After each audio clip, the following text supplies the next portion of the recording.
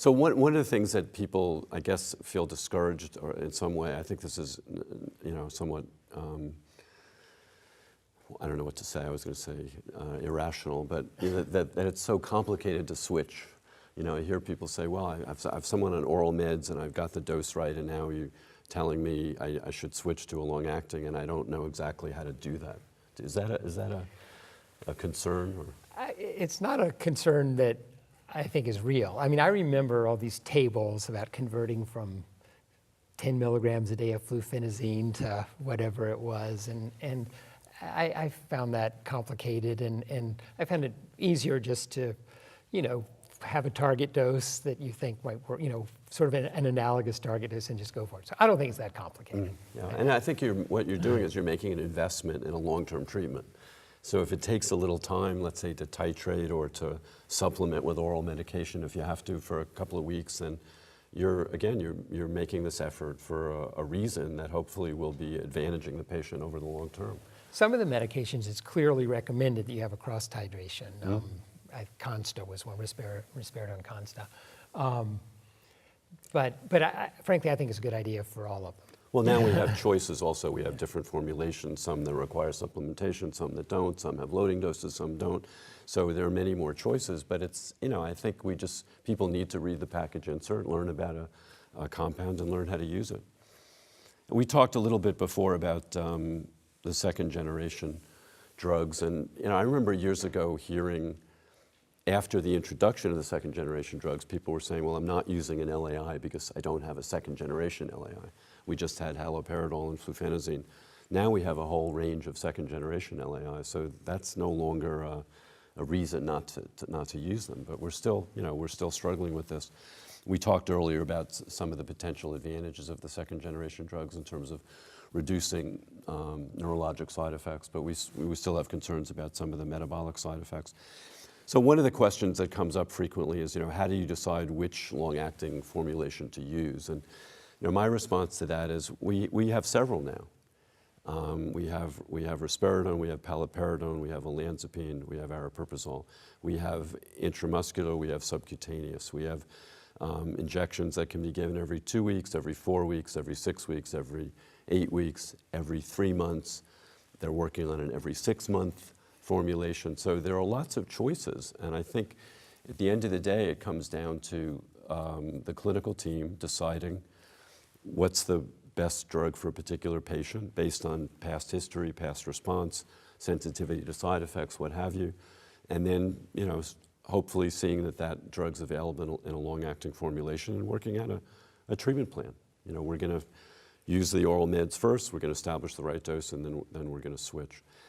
And I think having choices is a tremendous advantage, that patients and clinicians and families now have lots of options. I mean, I think in oral medications, you choose based on side effects, basically. There are a few other parameters here, the distance, the length of time between the shots.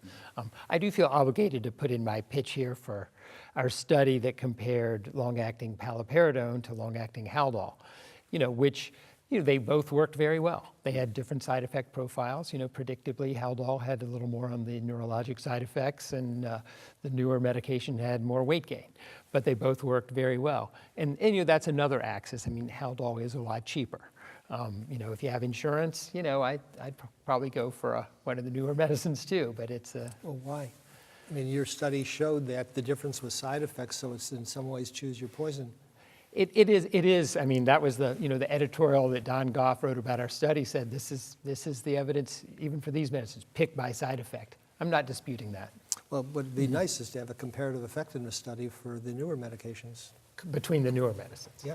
I mean, I still worry about tardive dyskinesia. Obviously, that's something that we spend a lot of time studying, and I think the data, such as they are. I mean, the data are not great because we don't do long-term randomized studies, but what we've seen in the analyses that we've done is that the incidence of tardive dyskinesia is about 1/5 with the newer drugs what it was with the older drugs.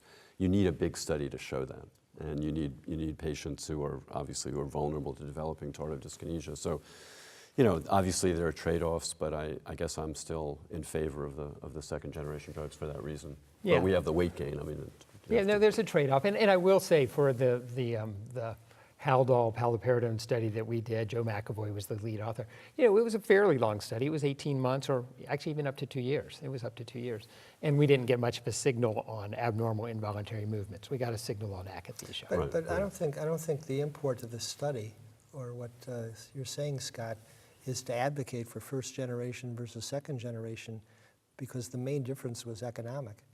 And the thing is that you don't know what the comparative effectiveness is if you don't do this study.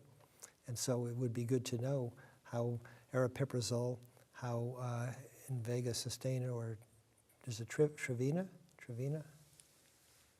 The new one? Trinza?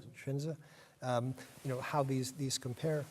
The other thing is that with TD, is there data on, you know, particularly for first generation, is there data about TD incidence for people on long-acting versus oral?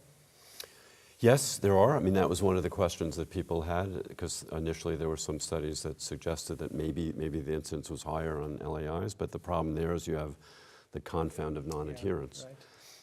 And actually, there are some studies suggesting that the intermittent use of antipsychotic drugs may be more deleterious in terms of the evolution of abnormal involuntary movements than continuous exposure. The nice thing about long-acting injectables is it not only ensures continuous exposure, but we can also be very confident that the patient is getting the dose that we intended. And in, you know, you mentioned earlier some of the studies that we did trying to find minimum effective dose. In all of those studies, we used long-acting injectable formulations, because you don't want to go down to a micro dose with the possibility that the patient might miss a few doses, and then you kind of don't know where you are.